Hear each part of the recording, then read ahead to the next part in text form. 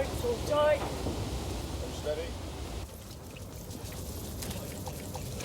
The last time I can use these waders, I'm sure they had leaks. You soon find out. I ain't felt it yet. It's beginning to worry me.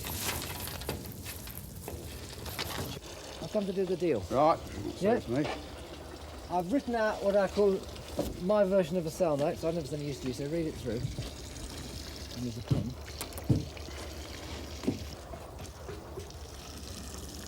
1, 2, 3, 4, 5. All right?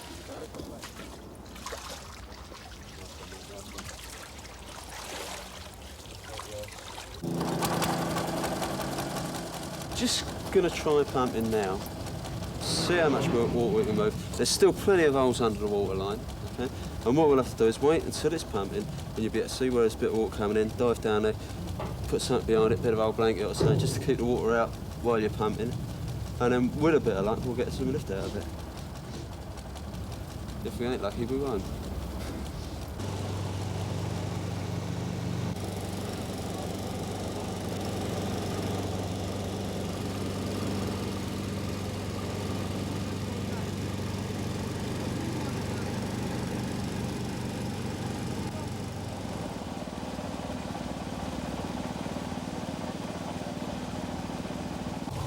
What we're going to try and do now is to push it off the bank so as it will level up a bit. What we've got is plenty of leaks down this side. If we can get the front off a little bit, level it up a bit, and then that'll stop some of the water coming in this side. If it rides high enough, maybe we won't have too much water coming in the other side.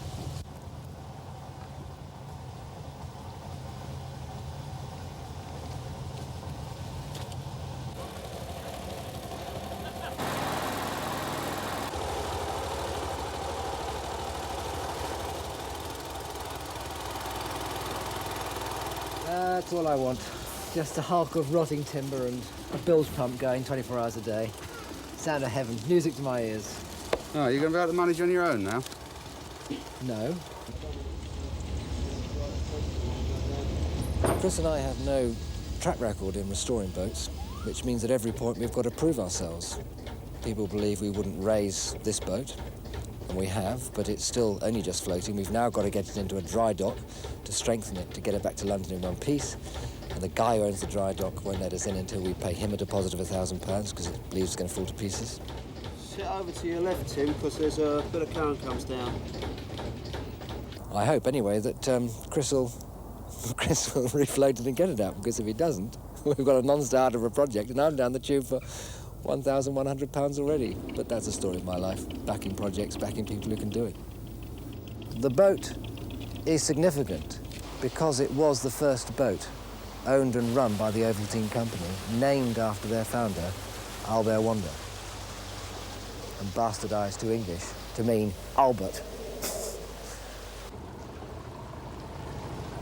The simplest boats were the Birmingham and Joey boats, and they were built with a vertical stem post, okay, and it's cheap and it's easy. You can bend the planks around, they're all the same shape, no problem at all. This one, the stem post goes right back nice, okay? And you can imagine, you can see it pushing the water, you know, it pushes the water, and the water's cut rather than pushed out of the way. All these planks, they'll all be flared in, and every one, the angle will change on them as they go around that bend. So it's obviously a lot more expensive. The longer you make the bends, the more time you've got to have your people working on the boat to build it. It's more expensive. It's almost as though Ovaltine said, well, look, we want all our boats to be Rolls Royces. Let's just have the best we can get built and have done with it. It's terrific. It's definitely worth rescuing. I hope that I can do it justice. That's the next big question. And so what we've got to do is rush around, try and get that straightened out, try and get some strength back in it, and hope that on Friday we can float it out of here and start on the way back down to London.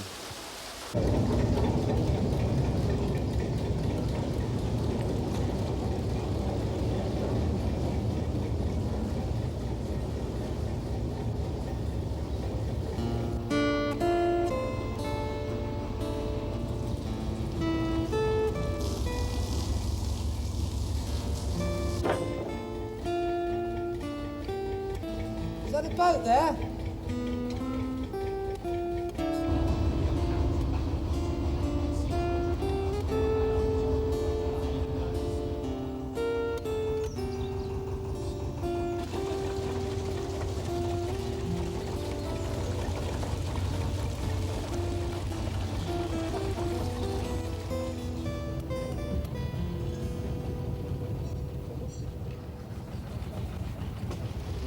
This is what we have on Albert. We don't have a lot, but this is a gauge sheet Oh, yeah. for 1926, dated February the 11th, when it was gauged and weights were put on to determine how much weight it would carry for toll purposes. So Oh, I see, yeah. you put you put the tons Take on. a measurement for every ton. Yes, and the toll collector along the way could say, oh, this boat's 6 inches out of the water, it's carrying 26 tons. And they would measure it all the way around the boat? Yes, 4 points along the boat, for the 4 corners, and that would give the average measurement out of the water. We haven't got a photograph of Albert, actually, but we have negatives of 2 sister ships, sister boats. There's Enid here, Yeah. and William, Yeah. built 2 years later than Albert. They're really pushing that along, aren't they? And they're immaculate. Well, You can just imagine, like, you've just been to the coal yard, you've loaded up, there's coal dust everywhere, and yet these boats, they do spick shine. and span. Yes, Absolutely yes, spick and yes. span. Yes. You hear little stories about they used to pay them a little bit extra to keep them tidy and believe it. clean I and believe it. Yeah. touching up the paintwork every 2 Yeah. years or Yes. something.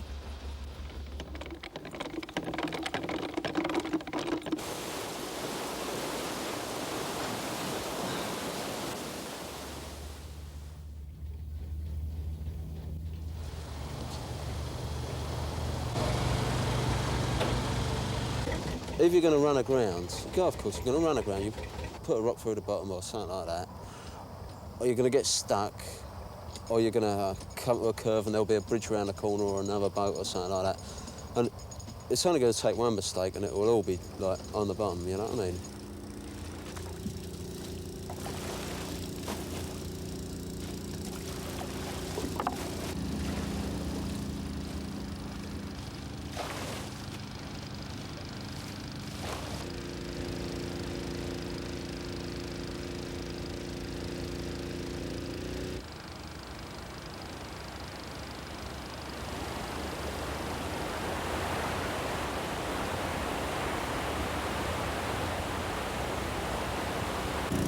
Until we get enough water out of it to get it floating, all these holes are going to stay under. So you've got to try and block them up a little bit.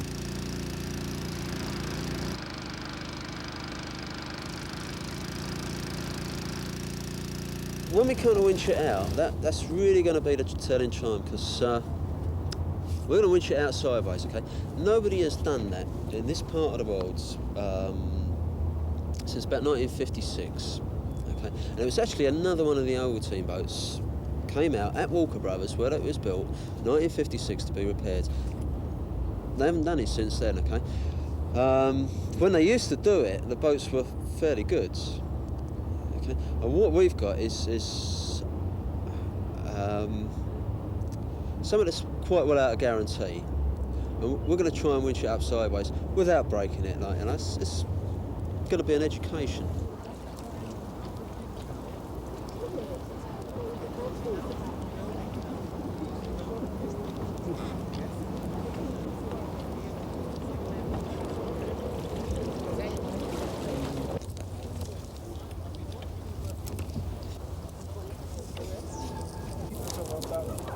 You ready? Yeah.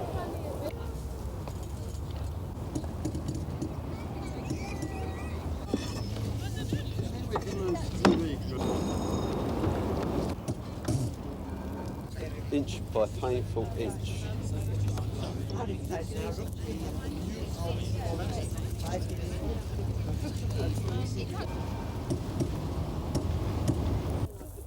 Well done. You did it, didn't you? Hey? not out of the water yet. It is. It's out of the water. Look, you can see daylight.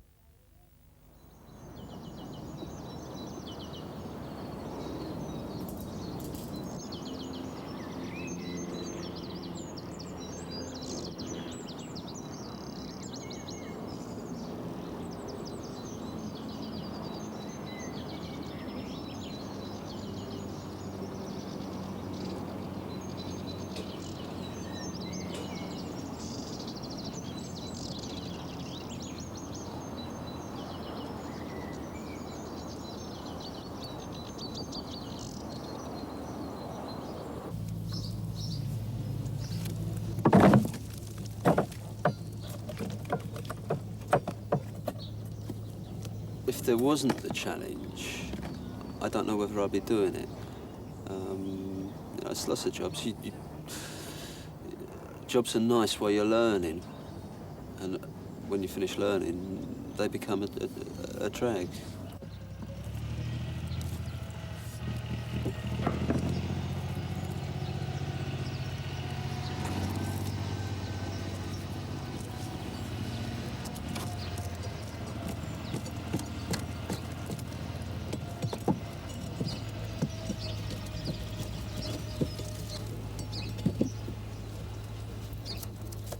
There's a fascination for the boat. There's a fascination for the way it was built and the way it was built. Like, you know, this boat, they had steam power, but 1926 was also the year that they had electricity. The first electricity came to Rickmansworth. So it's I find the boat itself is inspiring. The shapes of it and one thing and another are inspiring. The timber is inspiring.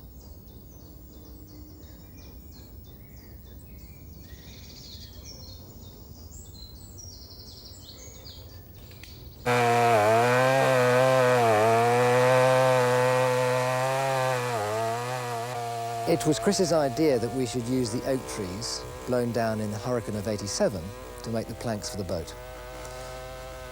Because they've been blown down in ecologically sensitive areas, it is also the only way to remove the tree without damaging the wood. So the councils think we're great and we get trees for nothing.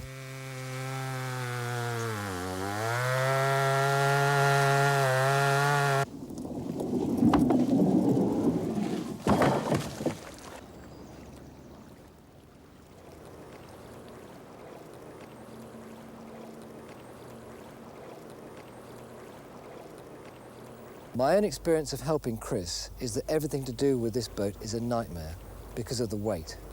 The sheer weight of the materials that you have to lift is crippling for normal people. And to then apply your brain so you can think about the problems at the same time when you're having to exert so much physical energy is beyond my capacity. And that's, I think, one of the things which makes Chris such an extraordinary person. Not your luck. Don't just stand there like a pig. I can't do anything. I can't do anything. Just pull it up.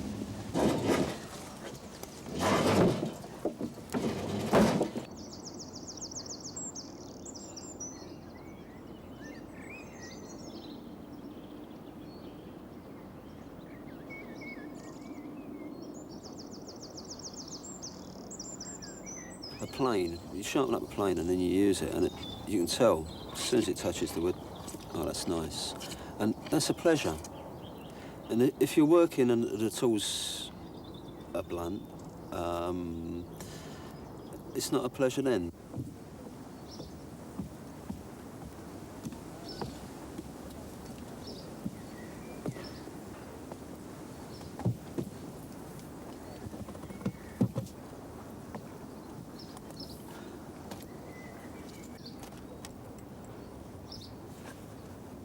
It's more than just the boat. The love affair is like life itself. The boat is a part of that, and like obviously I'm terrifically lucky. I've got a lot of wonderful things around me, and it just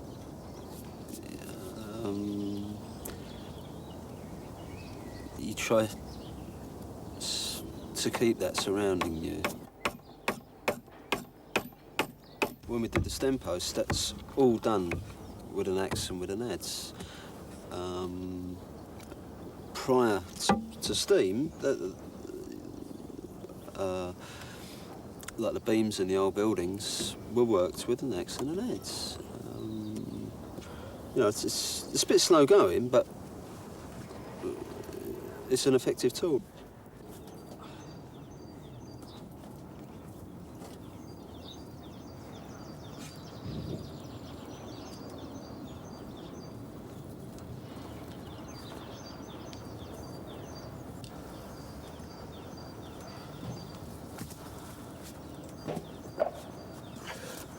Right.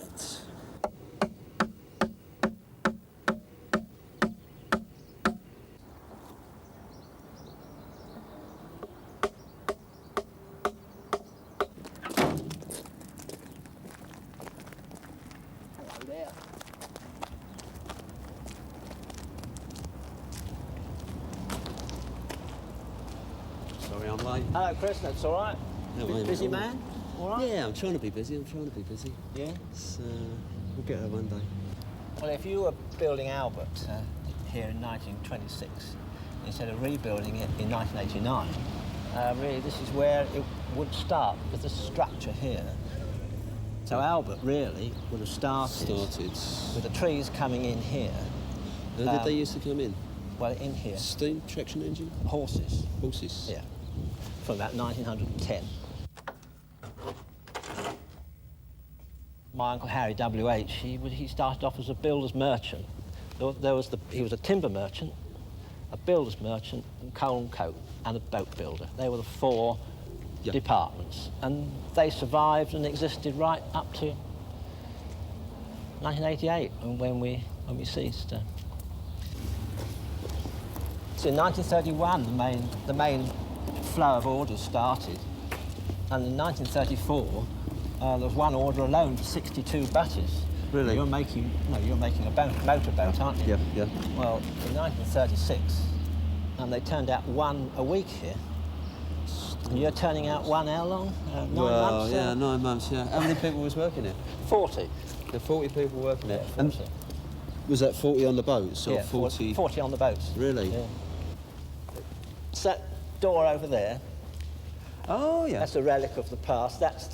That was the paint shop. Your Albert probably was tested out on here. Yeah. It's a relic of the past. Looking at Albert,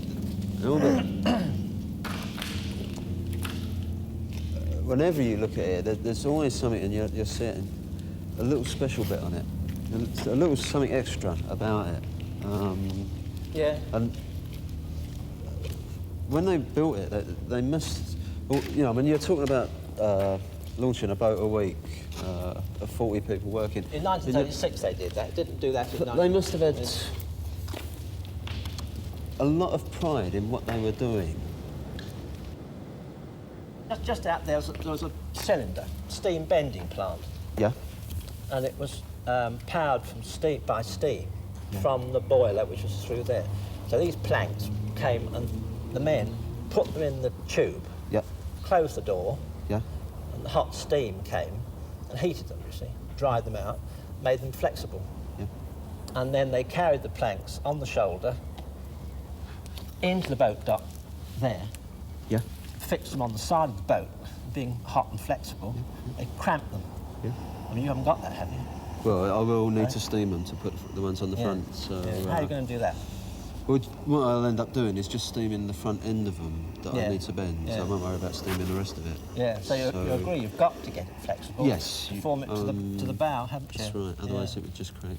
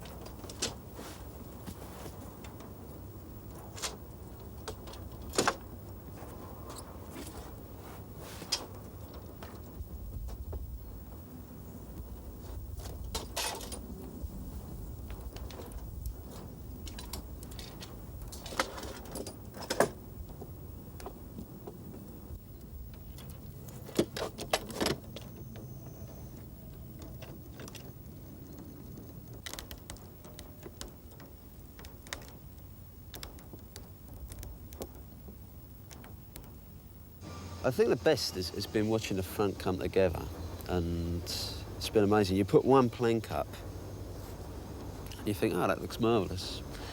And you think, after about half hour of seeing that, you're thinking, well, when I get the next one up, it's going to look a lot better, like, you know. It's been on the bank about 9 months. And I was working it out the other night. In actual fact, a third of the time that I've spent has been out in the woods cutting trees. And when you actually count up the number of days that you spent down here working, it puts things in line. So it depends. If I have to go out, which I probably will next month, and cut more trees, then we could end up behind.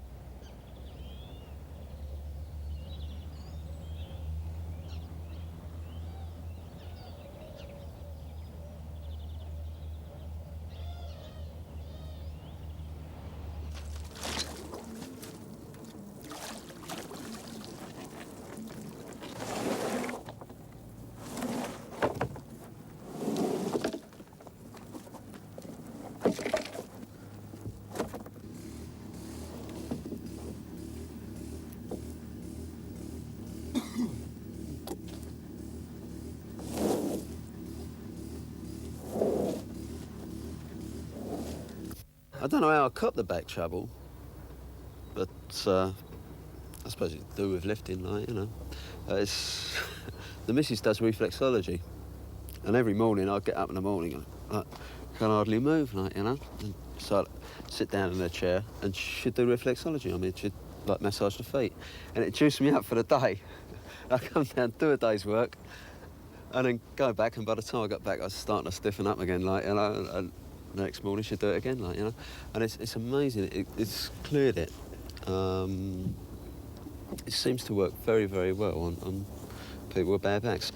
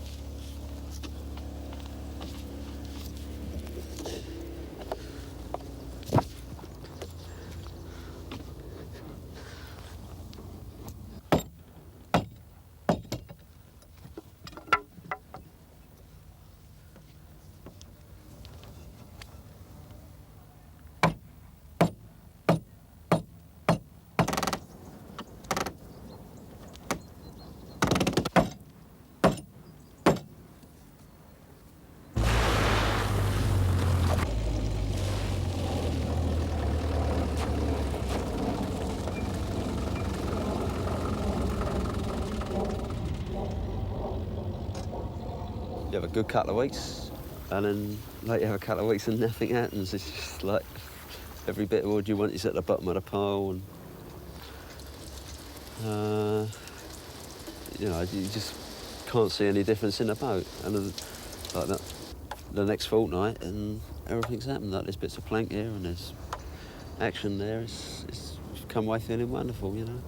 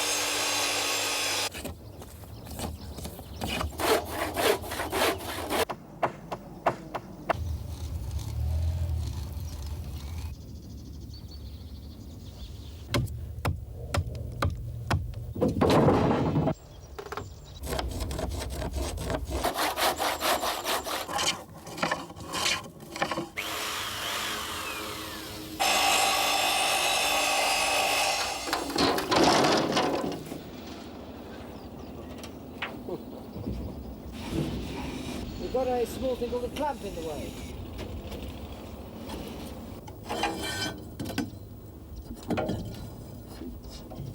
It's easy, isn't it, really? I don't want to keep making all this fuss about it. A bit more. All right.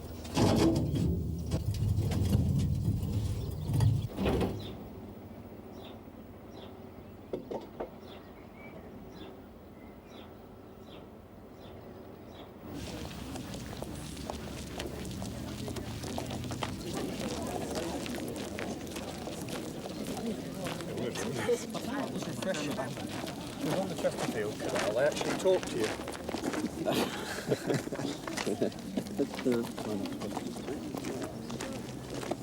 The problem actually has been that it's been so dry that a lot of those timbers have shrunk.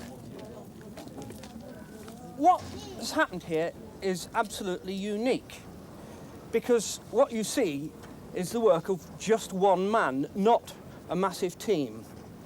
More to the point, the work that's been done has been done exactly the same as has been done by generations of people who built boats.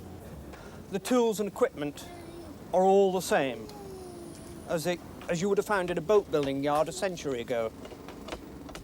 The Key Award. It's awarded annually to the person or the boat, I'm never sure which, who has put the greatest effort into restoration. Well, this year there wasn't much competition. This is so superb. There is so much work been done here that, without doubt, the award goes to Chris Collins and Albert.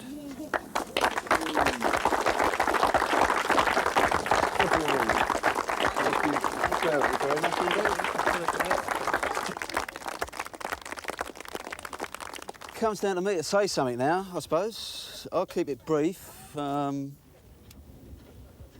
If I could look at this and say, well, it's going to inspire someone. This is maybe a symbol that it will inspire someone to put their talent to work, to get Albert back on the canal. Lots of pleasure for everybody who goes on it. If this is a symbol of it, it's terrific. It's just wonderful. Woo!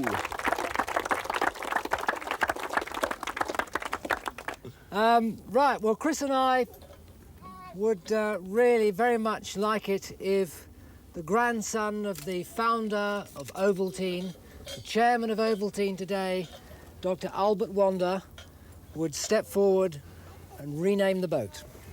I wish this boat well, and God bless who will sail in it.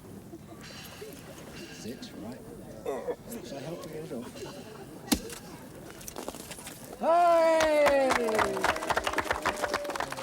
Chris has to drink this rather quickly. It's his last piece of Dutch courage before he does something that hasn't been done in this area for 30 years, 40 years. He's never done it before because he's never built a boat before. That's right. Now what's it on now? I hope the rest of it goes quicker than this, eh? Stir me in.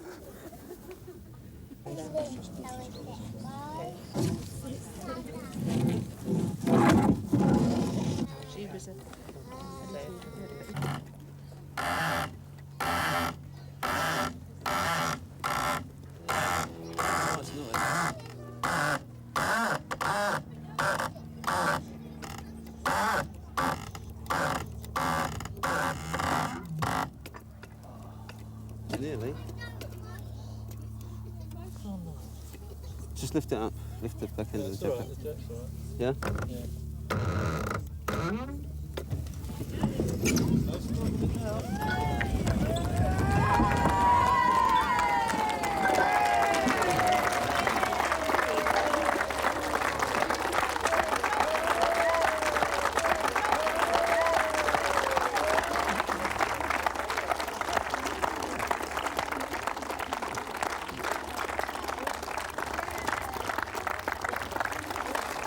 Lost the words, mate. I just.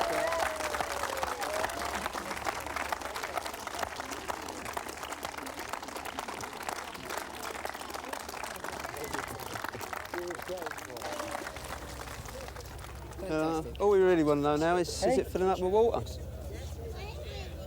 It's wonderful, wonderful. It's even better in there than it did on the bank. It's great. Very proud of him. Very proud.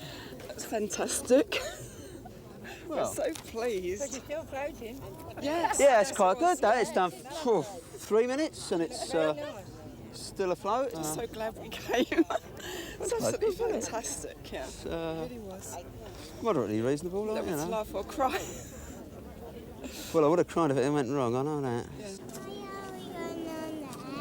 Well, it's nice to be on it while it's floating, isn't it? Why not, Dossie? Get out of the way.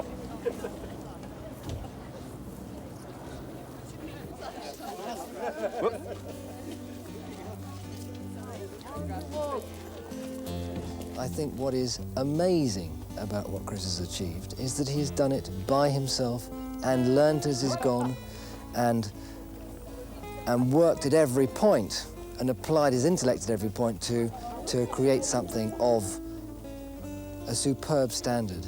And to think this was the guy who was selling hamburgers out of a van 2 weeks before we raised the boat.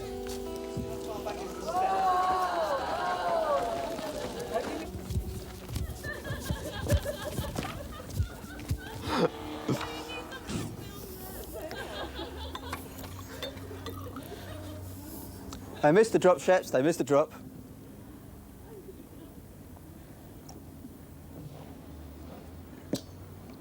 Cut.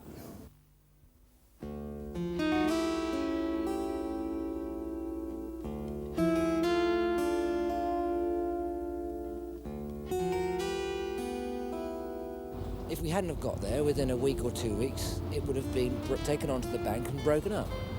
And there are certain things that are irreplaceable. Well, I don't know. I don't necessarily know that I am confident that I can do it. I think that's part and parcel of it. There's a challenge there, so you meet the challenge.